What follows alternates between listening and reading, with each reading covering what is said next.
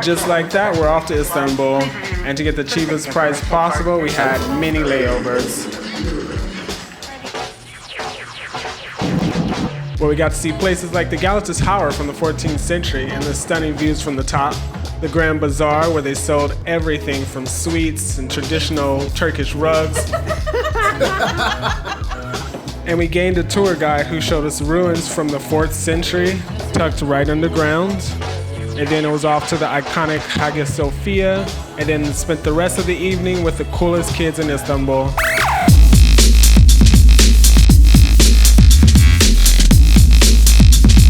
Ooh, this is cute. Yeah. And we got our own little kitchen too.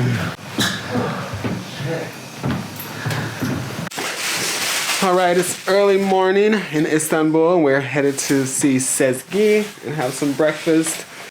Here we go, off to see the sights in Istanbul. Hey.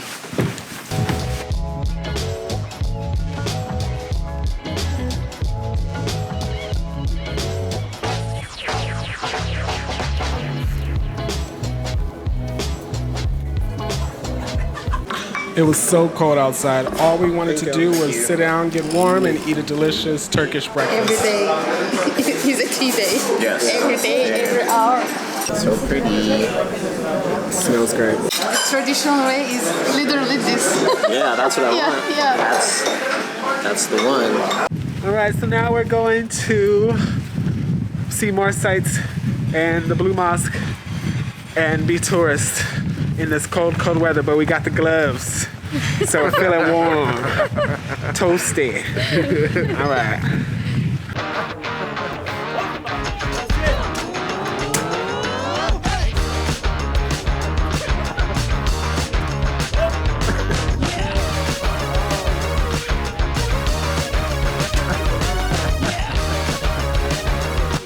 Our first stop is Galata Tower. Costs €8 each to enter the tower. Once you're inside the elevator, you have an image of what it must have looked like in the 14th century when it was first built.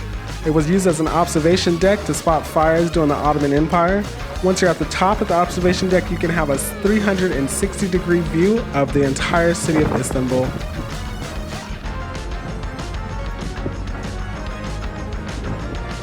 What is this? The Galata Tower? And we're Galata Tower. And the elevators were broken, so we had to take this cool stairway / tunnel down and get a workout.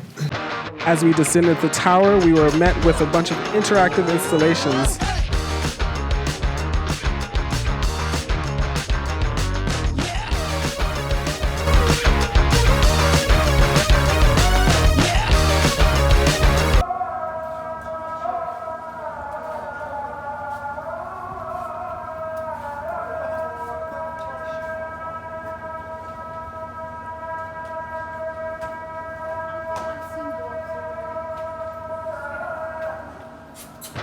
Our next stop would be the Grand Bazaar, which is one of the oldest and largest covered markets in the world, with over 61 covered streets and 4,000 shops.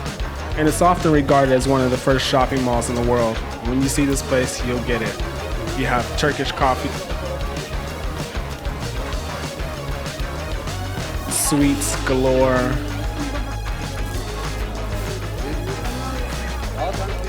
have spices and jewelry and sweets. Lots of sweets and lots of spices. And it's just overstimulating, like crazy stimulating.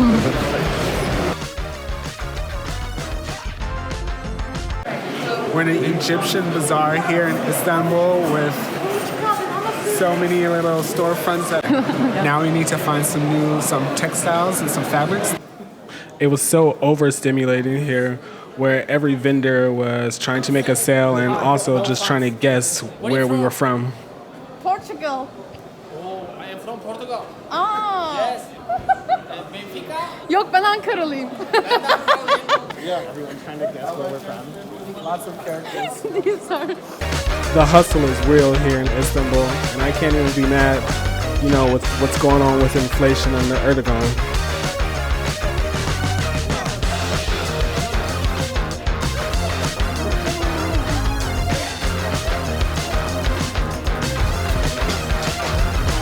First stop at the Grand Bazaar would definitely be to head to a Turkish rug shop and check out some cool textiles, talk to the owner, and pick out something that I could take home with me. This is a dream come true. I've always wanted to be in Turkey, in Istanbul specifically, and get to shop for some beautiful textiles. Wool and wool. This is also washable. Okay, yeah. They have also like this one. These are different. You see? That one's nice too, but it's kind of big. We have Okay, also so I'm small just one. overwhelmed with the options and these beautiful textiles in front of me. But this isn't anything compared to the next place we'll go to later on in the video. The Holy Hagia Sophia Grand Mosque, and formerly the Church of Hagia Sophia, which was built in 537. It was the largest Christian church of the Byzantine Empire. After the fall of Constantinople to the Ottoman Empire, it was converted into a mosque. In 1935, the Secular Republic of Turkey established it as a museum. In 2020, it was recovered as a mosque during the conservative administration of President Erdogan.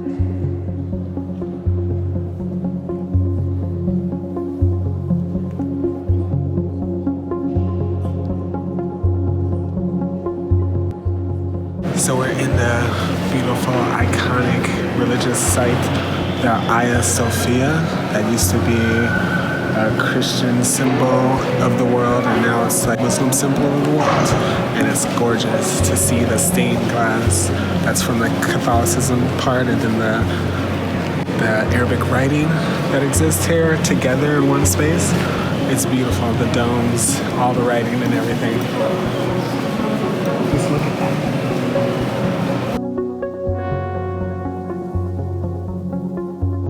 So as we left the Hagia Sophia, we were approached by a gentleman who wanted to show us his shop, offer us some tea, and sell us some textiles, some carpets. So we said, why not? Let's check it out. And the best thing about it was all the knowledge that he had to share with us about how things were made, the dyeing process, the weaving process, the crocheting process, handmade between handmade and machine made.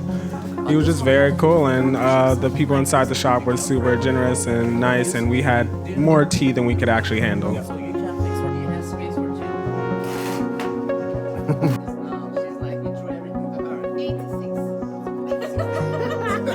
I've never enjoyed negotiating the price of something so much before in my life, and having a friend who is from Turkey and speaks the language and understands the culture really made it even that much more enjoyable and fun. After negotiating a very fair price on something that I will treasure for a long time, we went to go see something that most tourists don't see, a long forgotten palace from the 3rd or 4th century. We're going to the Palatium, the Great Palace in Constantinople. We just met. That's why you got a little bit nervous because when you start to spend some time with some people, then you start to feel more comfortable. You know, even for her, for me, for everyone. I would have no idea that this place is. Yeah, no. Looking up there, you can see the people. You bought a carpet, you get a free tour guide. It was so cool to walk into something that has so much history and something so old, and see it from the eyes of a local as well. The wild thing is that there were businesses built on top and on the side of it, and we were lucky enough to be the only ones here at the time. We're walking through a palace that's from the 3rd or 4th century. It was the capital of the Roman Byzantine Empire at one point.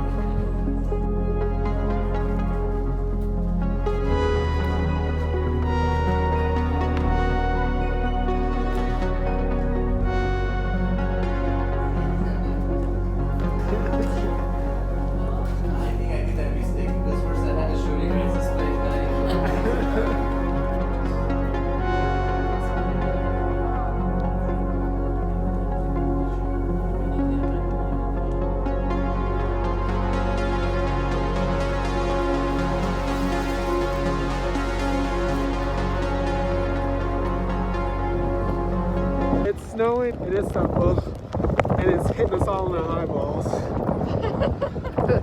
Stop it! At this point in the day, we're in dire need of food and a place to get warm. So we're off to find just that place.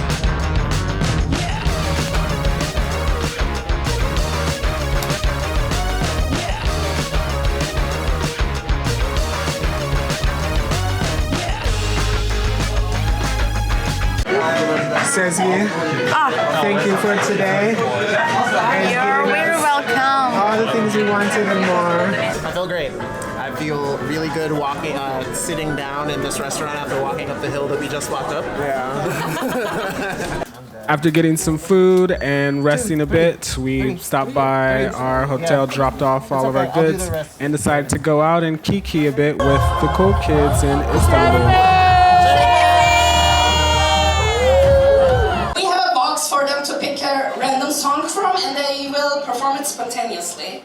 Here we have 15 songs that they might know or not, and they will just pick it randomly and perform it on the spot.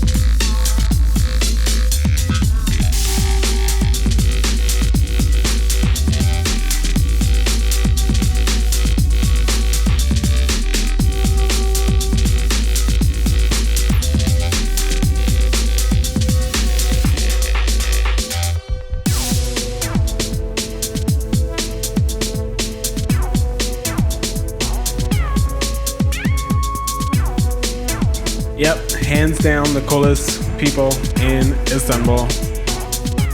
Thanks for joining me on Curry Up and Go. And if you want to go with me on my next adventure, just hit that like button and subscribe, and I'll see you next time. Since you've made it this far, I'm gonna dance it out for you.